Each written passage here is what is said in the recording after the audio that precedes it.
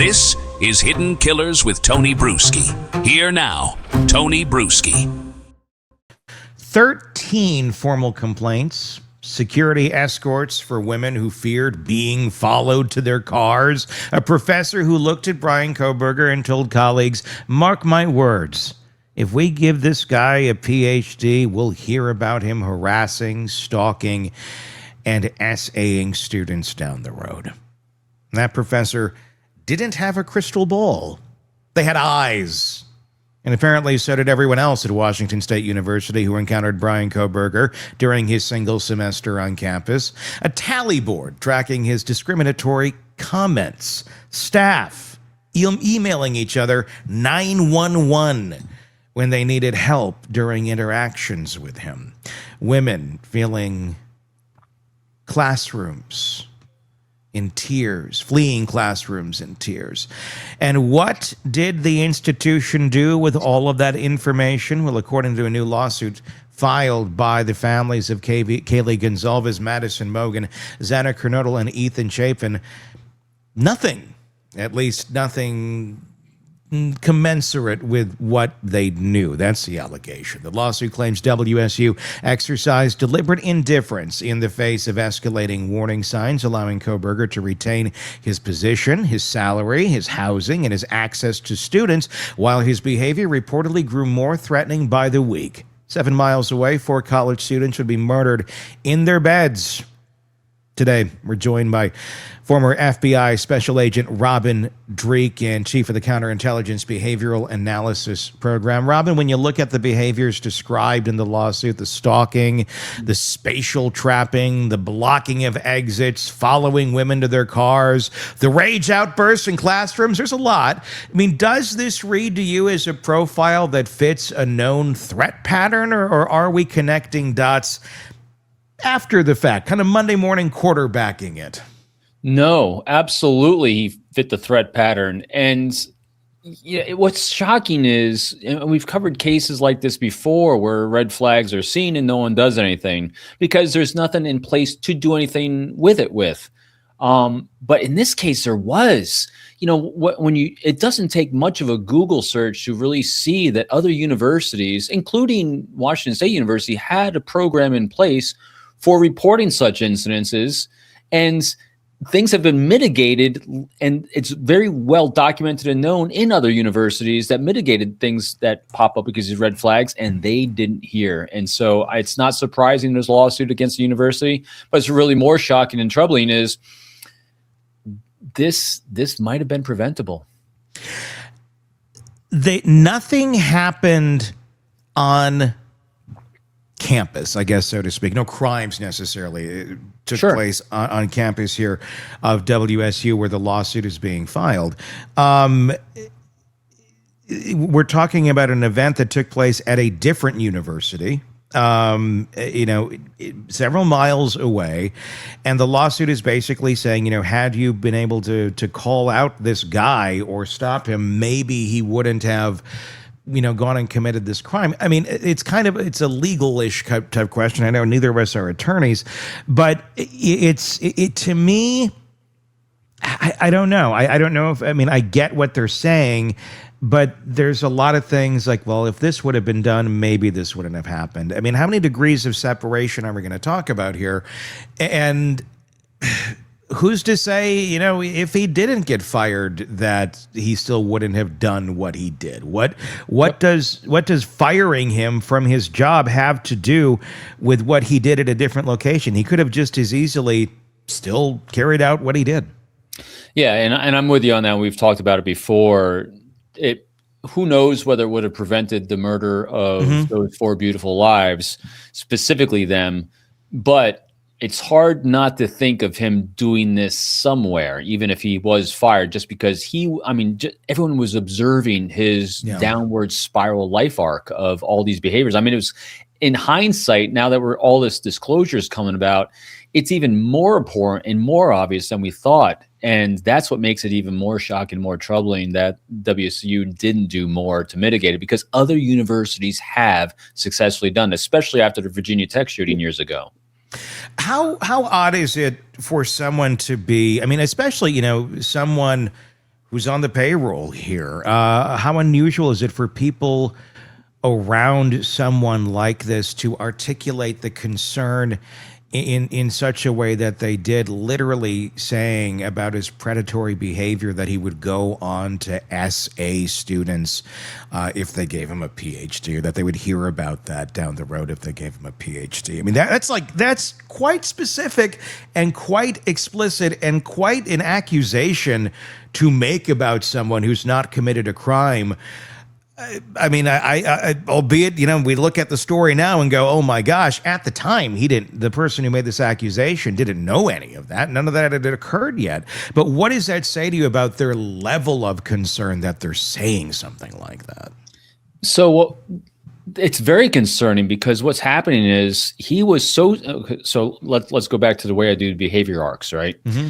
And what's happening is people that are noticing these things, these massive red flags, and even making statements like that, is they're seeing a behavior arc of all the other teaching assistants, the staff, the faculty that is following an arc of what they expect behavior to be.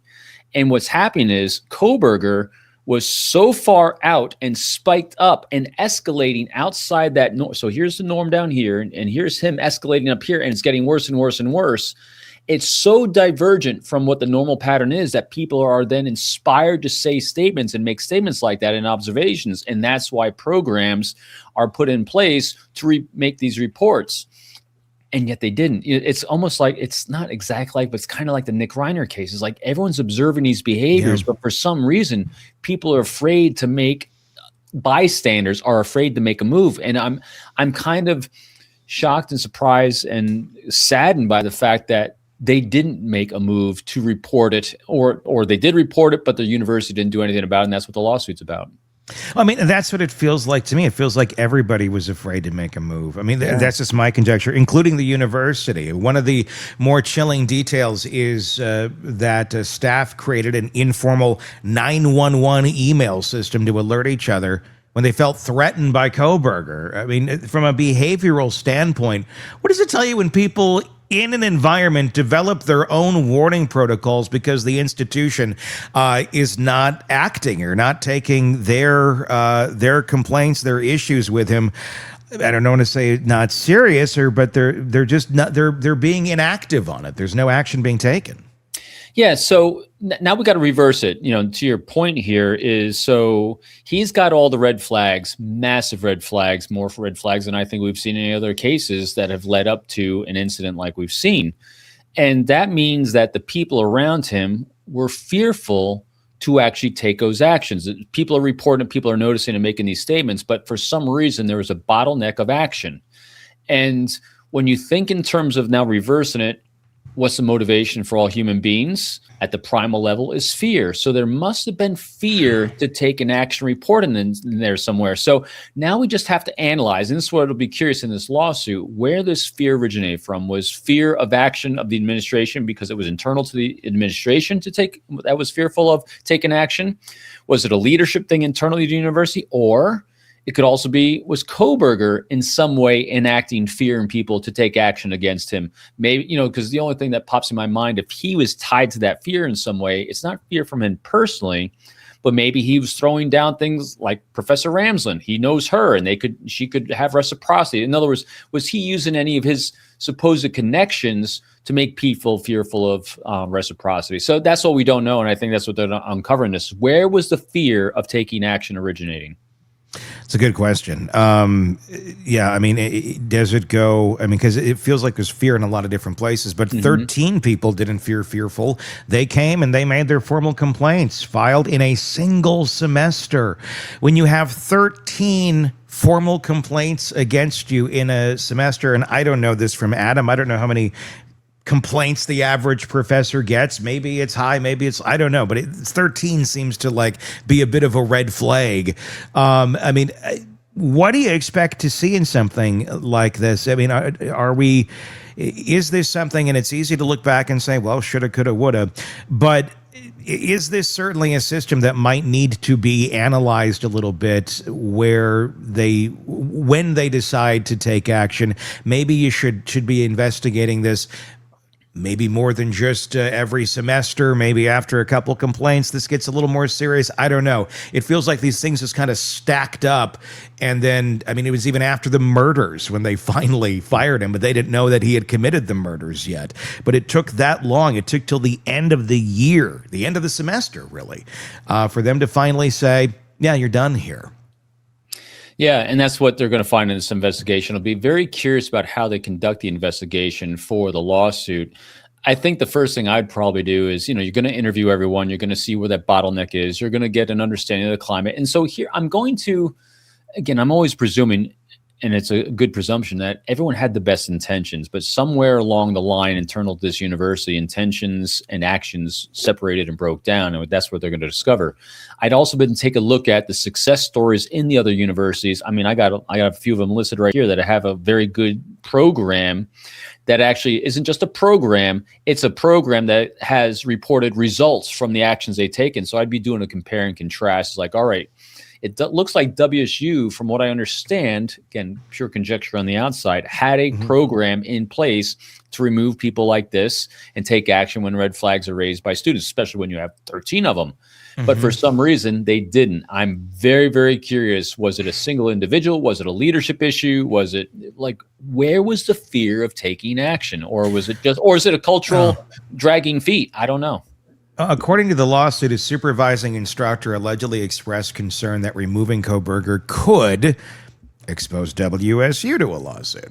And so it's like so many times I think you feel like, or these institutions are the people that are making the decisions for the institutions, because the institutions are not people. They cannot make their own decisions. But the people who are charged with those get stuck in this pickle of, well, we don't want a lawsuit against us here and we don't want it there. So this inaction of like, let's just wait out the clock and odds are nothing will happen and things will go okay. And that just seems to be kind of how a lot of things get done in a lot of institutions. I'm not saying that's what happened here. I don't know exactly what the thought process was, but we've seen this before where institutions are choosing legal liability over safety. This is something that needs some revisiting, I think, in our society. I think you just hit it, though. I mean, you just identified the fear point. The fear point was the legal action that would be taken against WSU.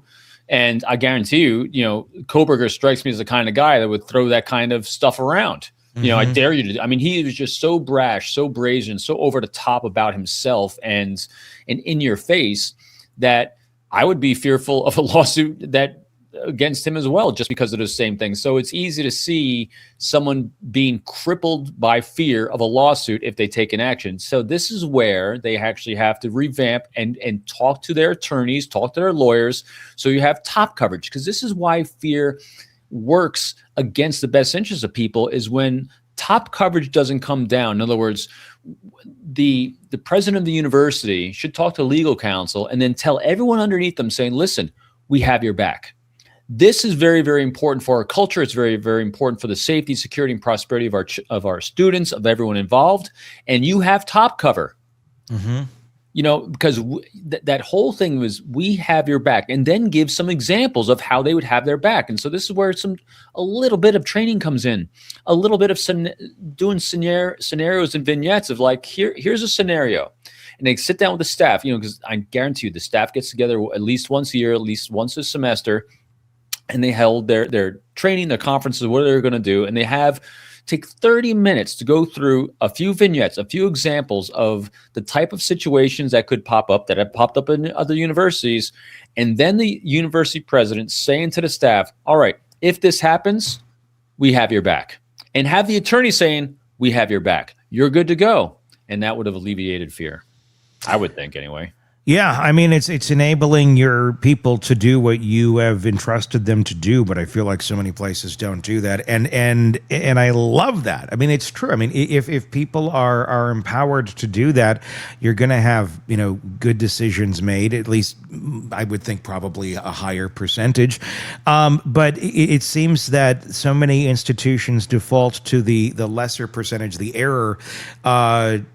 Out of fear, because it's far more costly, then you end up going far off track. But yeah, having someone's back, having your back, and having the back of people to stand up and do what's right in these situations, it would make a lot more sense. And it takes energy and effort too, and that's why a lot of these things fall down and fall by the wayside, because you put yourself in a university professor's seat. Yeah. There's a lot of things going on, a lot of bandwidth, and so taking more bandwidth when you have limited bandwidth to work on hypothetical questions and hypothetical concerns that they don't think is a pressing issue, it's understandable potentially, but it had cataclysmic reaction. And you got to wonder a little bit too. And I'm not trying to. I mean, like I don't know. I think the jury should figure out where this should go. I don't know the answer. But you have to think a little bit too.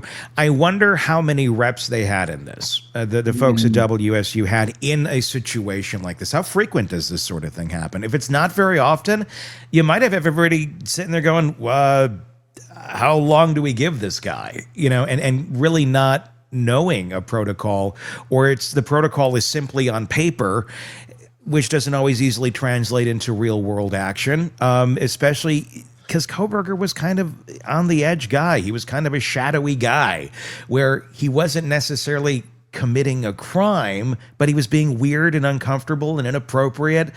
But it was just always kind of teetering on that edge. He seemed to know how to ride that edge until he certainly went off the rails. So that's got to make it difficult for folks in those sort of situations. It does. They're human. It does. And you're right. Reps give people confidence to take action because they've seen this before. They've done it before. But in absence of reps, what do we do? I mean, so everyone just put your thought experiment hat on, as I love to do. And so when you face a situation in life that seems odd, seems different, and you haven't faced it before, but you have an idea of what to do, the first thing people with healthy relationships do is they reach out to people who've been through it before. We seek advice and guidance from a loving critic that has that kind of experience. And we say, hey, here's what I'm dealing with. How did you handle this? So I can get my first rep and make a good, healthy choice instead of living in a silo and trying to solve it on your own. So me, again, conjecture, hypotheticals, thought experiments. But what I would expect a really high level intellectual president of a university to do is call a university that's dealt with this before and say, hey, what have you done? Here's the situation I got. I haven't dealt with it quite this before. We have this program in place. How did you deal with this the first time you did it? And what was the result? What can I do better? And so you make some phone calls because this happens. I mean, it's hard to imagine they didn't. I don't understand why they wouldn't. So or maybe they did, and maybe the answer was, well, we waited till the end of the semester, and then we made our move, which is what they did. I mean, they did take action eventually. It's not like they were completely inactive. They fired him, and then they found out he was a murderer. And I'll tell you, and when the details come out, it might be enough to have a jury sway on their side and say they're not guilty. I mean, you don't know. I mean, because it isn't like they kept him going. They did fire him at some point. They did take action. I guess it's the bigger question is, how was it too long? Did they give him too much of a window there and too much of a runway? But again, that's going to be for a jury. And it's really interesting too, because I mean, the only knowledge I currently have of it is from the books written that I've read. Howard Bloom's book I thought was pretty good about covering it, and then what's his face wrote the other one? And Patterson. He wrote the other one, and then we have all the documents. I mean, so people were reporting it and noticing it. Again, like you said, it's hard to know who knew what when and reported who up where up the chain of command, dates. All we know is that he was advised numerous times about how he was treating women, and he's got to knock it off. But yet he still filled that role. And that was day one. Day one, he is standing awkwardly in front of the class, staring straight ahead. Not that, again, none of these things are illegal. And that's where the challenge comes in, like in all these cases we're dealing with. But that's why, I got a group I'm working with right now. It's the Violence Prevention Hotline. Where people are actually noticing, hey, we have times when we have red flags in society, yet everyone's afraid to take action. We need something to do, someone we can call to say, hey, this isn't a 911 situation. This isn't a call the cops situation, but we definitely got a situation. What do we do? This is one of those situations I think could have been mitigated by that, as well as our internal policies. Maybe. Yeah, I agree. Want more on this case and others? Then press subscribe now and don't miss a moment of true crime coverage from Tony Bruschi and the Hidden Killers podcast.